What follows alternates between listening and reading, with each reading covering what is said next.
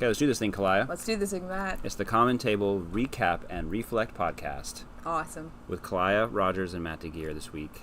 Representing Tulane, I guess, because I wore that shirt today. Mm-hmm. And Kaliah can represent her alma mater, the Mighty Wolfpack. Oh. So this week, or last week, we talked about truth. Yes. What is truth and how do we find it? Besides Dino Nuggies, which I actually wrote down in my notes, what else stood out to you about our conversation?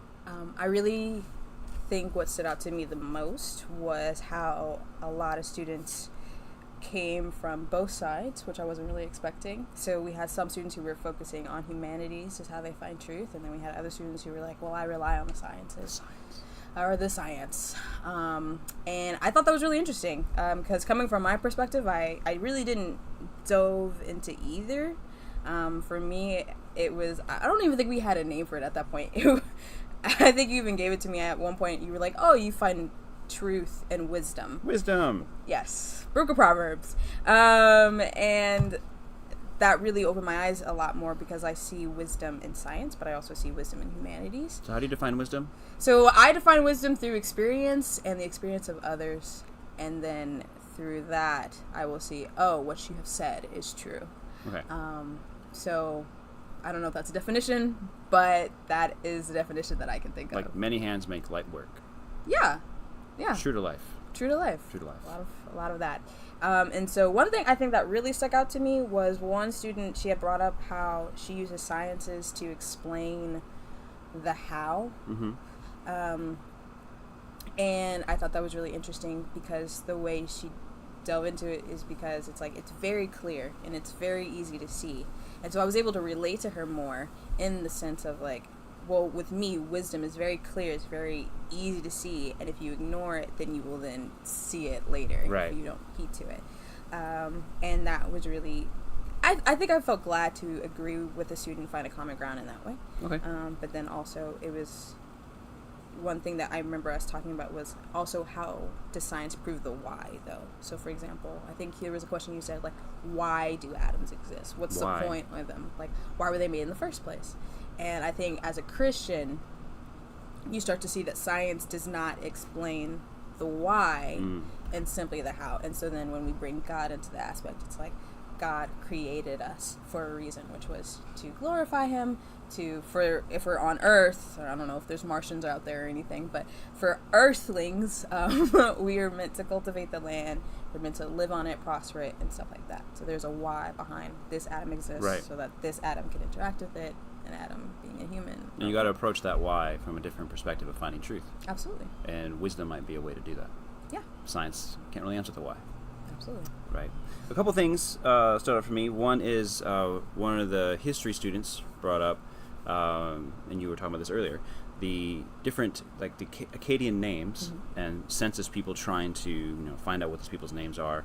They don't actually speak English back in the day, and so there are lots of different spellings for these people's names. It's like, are there multiple truths to like the spelling of this name or that name?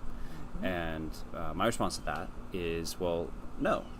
There's not more than one truth about those names. Now, the thing is, the people were illiterate, and so they didn't know how to spell their name.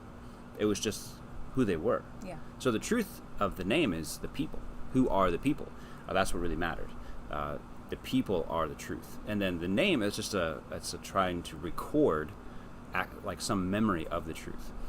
So recordings of truth can be all the different sorts. Like if we had the camera, in a different place, this podcast would be, you'd have a different vantage point of the truth of this podcast, whatever truthiness we have. But it doesn't change what actually happened. We could have 100 different cameras around us, but the same thing happened, regardless of your perspective. So our perspective changes, but truth itself stays the same, if such a thing as truth exists. And so a few things I wrote down, pointers to truth that people talked about. People talked a lot about relationships and whether that's or a quality of life. So they might be aspiring to somebody else's quality of life that they find meaningful, that draws them. Or it could even be internal, like I want this kind of life. And so I see that, this kind of wisdom. Yeah. I see that as truth. Or, again, relationships, quality of life, aspiring to character. And then there's sciences and thinking, and there's spiritual experience and emotions, which leads us a little bit towards what next week is. But one little, soapbox moment for me for a minute. Maybe in both conversations, I can't remember, but at least in one, I kind of made fun of folks who say I believe in science.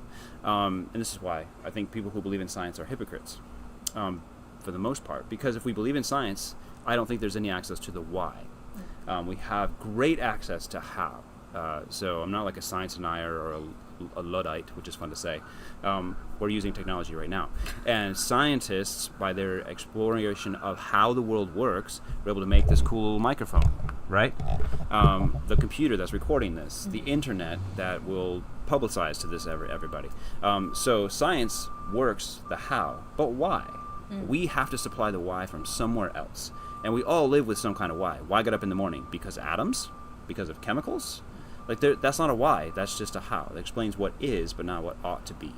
And so none of us really believe in science in that way.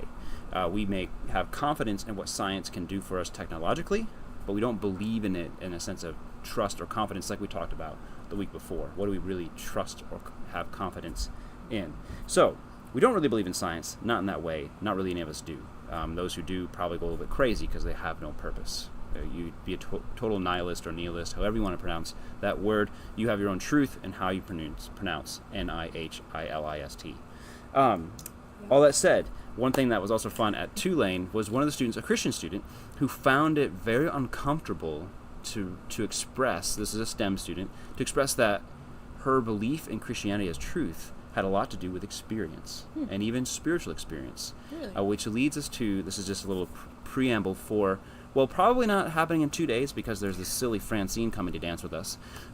So the following week, we'll talk a bit about human irrationality. How rational are we really? And why does it make us uncomfortable if we realize that, wait, we're not just making all of our decisions based on logic and reason? As this student felt last Thursday morning, I'm a Christian because a lot to do with experience, and I'm a science student, and I don't like that. Why don't we like that?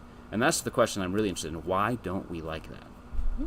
So that's all for today. Okay. I believe truth is real. I hope you find truth. I hope you become a person that is trustworthy. And I had something else cool to say, but I forgot what it was. That's all right. Yeah. You did a good job. So, Did a good job. this is what it was, the last point. Truth, I believe, exists. Yes?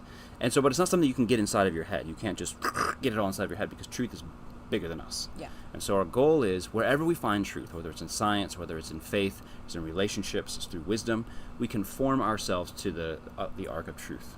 And so we find an edge. We want to fit our lives around that edge and not try to go beyond it. Wherever we find truth, we can find truth, access points and vantage points to truth all over the place. We want to fit our lives around that, not try to just like jam the truth into our head, because we won't. We're not going to be able to fully grasp truth in that way. But we can build our lives in the way of wisdom around the truth that we know. Have a great week. Stay dry and safe, and let's go.